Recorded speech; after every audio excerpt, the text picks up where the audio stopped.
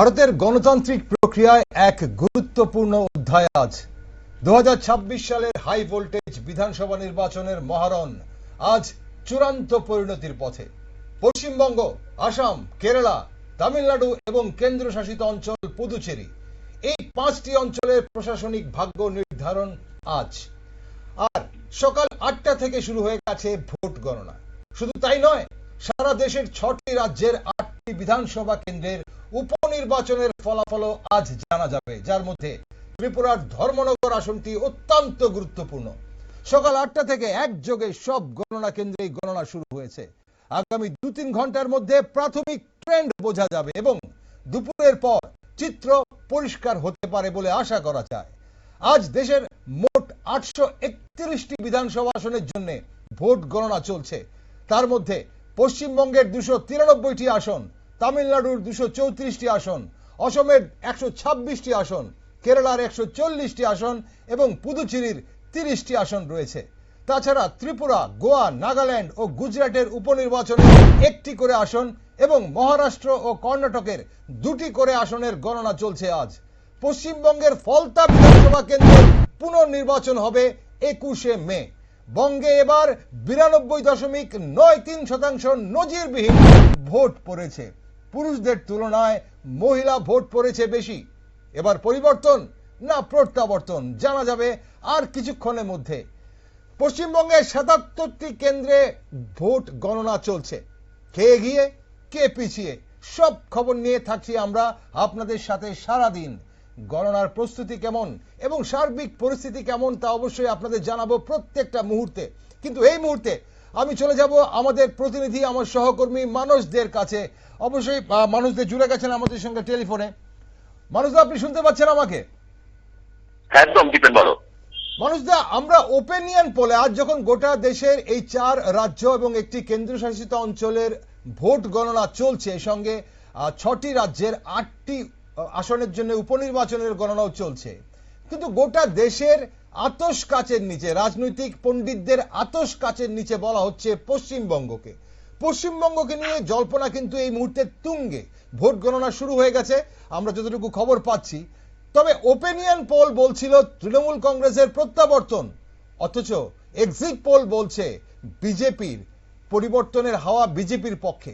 কি দেখছেন সার্বিক পরিস্থিতি? যখন ওপিনিয়ন পোল এবং এক্সিট পোলের পর আজ যখন গণনা শুরু হয়েছে, তখন কি মনে হচ্ছে, কার দিকে পাল্লা ভারী? আপনার প্রেডিকশন কি?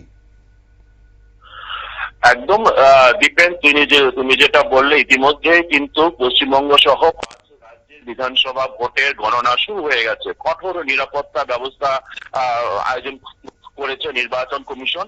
কিন্তু একটা বিষয় তুমি যেটা বললে, ওপিনিয়ন পোল এবং এক্সিট পোল, সেক্ষেত্রে ওপিনিয়ন পোলে অবশ্যই বাংলায় তৃণমূল কংগ্রেসকে তথা শাসক দলকে এগিয়ে রাখা হয়েছিল।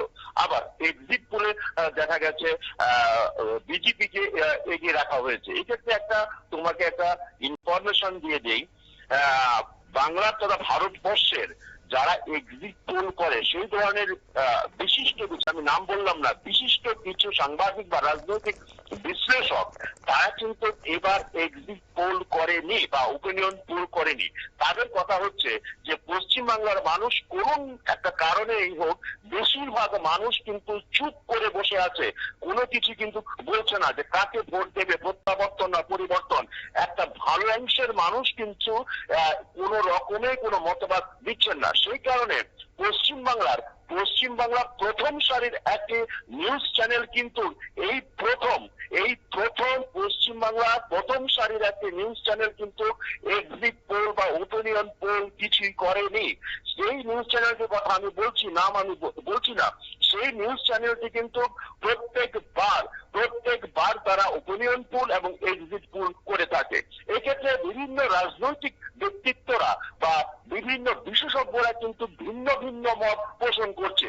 মানুষদা, আমি আপনাকে একটু থামাবো, আমি আপনার কাছে আসছি। কিন্তু এই মুহূর্তের প্রথম আমরা ট্রেন্ড পেয়ে গেছি পশ্চিমবঙ্গের। যখন ব্যালট গণনা চলছে, পশ্চিমবঙ্গের 3টি আসনে এই মুহূর্তে এগিয়ে আছে বিজেপি প্রার্থীরা।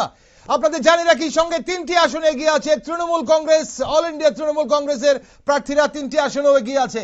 এই মুহূর্তে প্রথম আপনাদের জানাচ্ছি নিউজ ভ্যানগার্ডের পর্দায় আপনারা দেখতে পাচ্ছেন পশ্চিমবঙ্গের 293টি আসনের গণনা চলছে।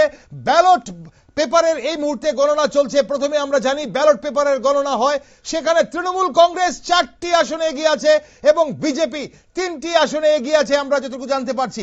মানসদা, একদম যেটা তুমি বলছিলে যে এক্সিট পোল বা ওপিনিয়ন পোল নিয়ে যারা শেয়ার মার্কেটের সঙ্গে যুক্ত তারা কিন্তু একটা অন্য অভিমত ব্যক্ত করছেন। তারা বলছেন যে এক্সিট পোল বা ওপিনিয়ন পোলের উপর শেয়ার মার্কেট অনেকটাই নির্ভর করে, সেহেতু শেয়ার মার্কেটের যেন চাঙ্গা থাকে তার জন্যই বিজেপিকে এগিয়ে রাখা হয়েছে।